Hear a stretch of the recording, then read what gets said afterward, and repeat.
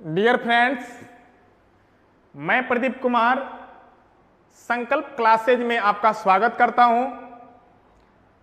Noun के तीसरे part collective noun हम लोगों ने पिछले वीडियो में प्रॉपर नाउन, कॉमन नाउन को बारीकी से पढ़ा था और उसके सभी तरह के रूल जो थे उसको पढ़ा था। सेंटेंस में कैसे सही तरीके से उसको व्यवस्थित करते हैं, कॉमन एरर कैसे पकड़ते हैं, इन सभी चीज़ों के बारे में हम लोगों ने पढ़ चुका है।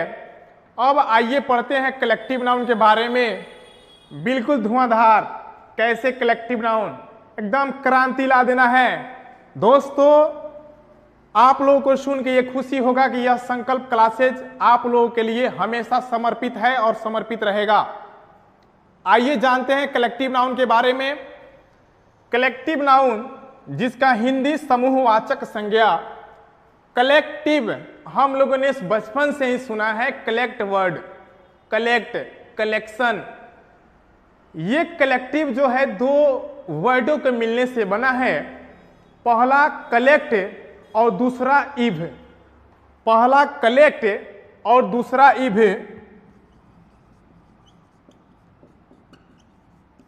कलेक्ट का मतलब होता है इकट्ठा, इव का मतलब होता है वाला, अर्थात इकट्ठा करने वाले को हम कलेक्टिव नाउन कहेंगे। तो जब किसी वस्तु की बात करेंगे, व्यक्ति की बात करेंगे या फिर दूसरे किसी चीज की बात करेंगे तो कलेक्टिव अर्थात समूह से अभिप्राय यह है कि उसमें मोर देन वन, एक से अधिक को समूह कहते हैं। अब वो समूह किसी व्यक्ति का हो या फिर किसी वस्तु का हो, यह निर्भर उस पर करता है कि वो समूह है किसका। सबसे पहले जानेंगे कलेक्टिव नाउन की परिभाषा। कलेक्टिव नाउन का परिभाषा क्या कहता है? कहता है कि एक collective noun is a special name. यहां पे गौर देना है, a special name given to a group और कलेक्शन, अर्थात किसी दिए गए खास समूह को हम कलेक्टिव नाउन कहते हैं। कलेक्टिव नाउन किसी खास समूह, वो व्यक्ति विशेष का समूह हो सकता है, जानवरों का समूह हो सकता है, पेड़ों का समूह हो सकता है जिसमें भिन्न भिन्न प्रकार के पेड़ आएंगे, व्यक्तियों का समूह अर्थात भिन्न भिन्न प्रकार के व्यक्ति, बच्चे, बूढ़े, नौजवान, महिलाएं, पुरुष, इन सबको मिला के हम लोग एक भीड़ जो इकट्ठा करते हैं, समूह जो बनाते हैं, एक जो समूह बनता है उसे कलेक्टिव नाउन कहते हैं।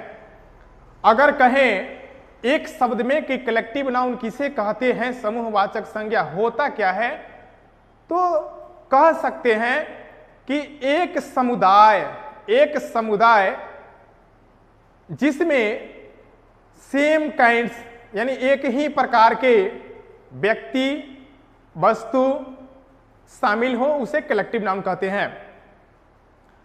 अब कलेक्टिव नाउन के कुछ एग्जाम्पल हैं जिसके माध्यम से हम लोग समझेंगे।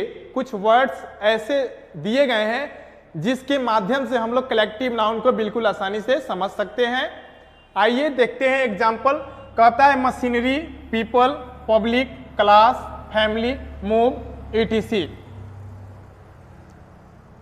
मशीनरी कहने का मेरा अभिप्राय है कोई भी मशीनरी, उसमें विभिन्न प्रकार के टूल्स लगे होते हैं और उन सभी टूल्स को मिला के एक मशीनरी तैयार किया जाता है, अर्थात उसमें भिन्न भिन्न प्रकार के उसके प्रजाति अर्थात लोहा, तांबा, कॉपर, जो भी हो, जिस भी चीज का मशीनरी तैयार किया गया हो वो एक समूह है, वह एक समूह है, तो उसे कलेक्टिव नाउन कहेंगे।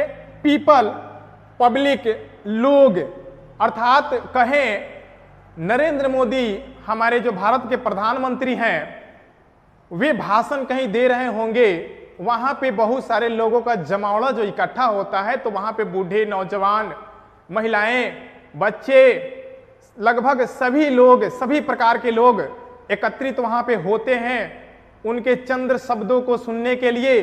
तो उसको पीपल पब्लिक इंडिकेट करने के लिए हम लोग बोल सकते हैं, पीपल पब्लिक। मूव बोल सकते हैं भीड़, झुंड, ये बोल सकते हैं, तो ये हमारा कलेक्टिव नाउन हुआ। कलेक्टिव नाउन फिर से example, machinery, people, public, class, family. Family की बात करें, क्लास की बात करें, तो क्लास यदि मैं कह रहा हूं तो इसमें ये हमें समझना चाहिए, वो ना मैं क्लास 1 की बात कर रहा हूं, ना 2 की बात कर रहा हूं, ना 3 की बात कर रहा हूं, अर्थात सभी वर्गों की मैं बात कर रहा हूं। ये अपने आप में कॉमन है और इन सबको मिला के, सभी प्रकार के क्लास को मिला के एक क्लास नाम दे दिया गया है। जब इसको हम डिवाइड करेंगे, बांटेंगे 1 2 3 4 में, तो उसका अपना पार्टिकुलर नेम होगा। लेकिन यहां पे यदि केवल क्लास कहें तो ये क्लास कलेक्टिव नाउन के दायरे में आएगा। फैमिली, अगर फैमिली कहते हैं तो फैमिली से हमारा अभिप्राय है छोटे बच्चे, बड़े बच्चे, भाई बहन, माता पिता, दादाजी दादी, अंकल आंटी, अर्थात हमारे परिवार में जितने भी परिवार के सदस्य हैं उन सबको मिला के एक नामकरण कर दिया गया है जिसका नाम फैमिली है। और यह फैमिली वर्ड कलेक्टिव नाउन के दायरे में आता है, अर्थात यह वर्ड एक समूह से बना है। ईटीसी इत्यादि बहुत सारे वर्ड हैं। ये इसके कुछ रूल्स रेगुलेशन हैं, उसके बारे में हम लोग जानेंगे कि सेंटेंस में इसको सुव्यवस्थित करने के लिए, सही तरीके से लिखने के लिए कैसे उपयोग करते हैं, कहाँ उपयोग करते हैं, इसके क्या नियम कायदे कानून है, उसको समझेंगे।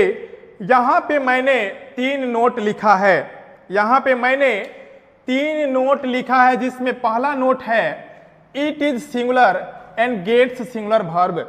यह सिंगुलर होता है और अपने साथ सिंगुलर वर्ब लेता है।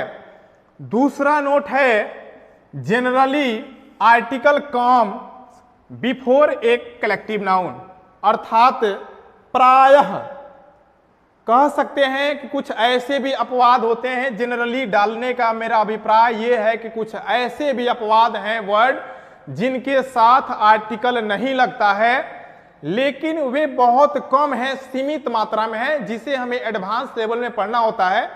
उसके बारे में भी मैं आगे वीडियो में चर्चा करूंगा। सबसे पहले आइए इसे जानते हैं। Generally article comes before a collective noun, प्रायः आर्टिकल कलेक्टिव नाउन के पहले आता है। तीसरा है S and E S does not come it, अर्थात यह अपने साथ एस या ई एस ग्रहण नहीं करता है। एस ई एस क्या है? एस ई एस के बारे में जानने से पहले हम लोगों ने नाम सुना होगा सिंगुलर और प्लुरल। सिंगुलर अर्थात एक, प्लुरल अर्थात मोर देन वन अर्थात अनेक। कह सकते हैं कि जनरली किसी भी वर्ड में एस और ई एस को जोड़कर उसे सिंगुलर से प्लुरल बनाया जाता है। इसलिए यहां पे मैंने मेंशन किया है कि S and E S does not come it, अर्थात machinery, people, public, class, family, move, इन सब के साथ एस या ई एस, मेरा कहने का अभिप्राय यह है कि कलेक्टिव नाउन के साथ एस या ई एस नहीं लगाया जाता है। अब आइए सेंटेंस के माध्यम से जानते हैं कि सेंटेंस में इसे कैसे सजोते हैं और सेंटेंस कौन सा सही माना जाता है कलेक्टिव नाउन का। तो इसके नियम के तहत इस तीनों नियमों को हम लोग फॉलो करेंगे और उसके बाद एक सही सेंटेंस की पहचान करेंगे। तो आइए, सबसे पहला सेंटेंस है द मशीनरी। द मशीनरी अर्थात द आर्टिकल है, सही है। उसके बाद मशीनरी कलेक्टिव नाउन है, यहां तक सही है, लेकिन यहां पे आर प्लुरल है, अर्थात हम कह सकते हैं कि यह सेंटेंस हमारा गलत है। The machinery are very old, यह मशीनरी बहुत पुराना है, मशीनरी बहुत पुराना है, मशीनरी सिंगुलर है, आने वाला वर्ब सिंगुलर होना चाहिए, लेकिन यहां पे वर्ब सिंगुलर नहीं है, तो ये सेंटेंस हमारा गलत है। अब बी पे आते हैं, ए हमारा गलत हुआ। अब बी को देखते हैं क्या ये तीनों नियमों को पूरा करता है या फिर नियम का उल्लंघन करता है, तो इसे भी गलत माना जाएगा। अगर तीनों नियमों को पूरा करता है तो इसे हम लोग सही मानेंगे। तो दूसरा सेंटेंस कह रहा है कि द मशीनरीज, अब देखिए यहां पे गौर करना है, द सही है लेकिन मशीनरी को मशीनरीज में बदला है, ईएस जोड़ दिया है, तो ये बिल्कुल गलत माना जाएगा।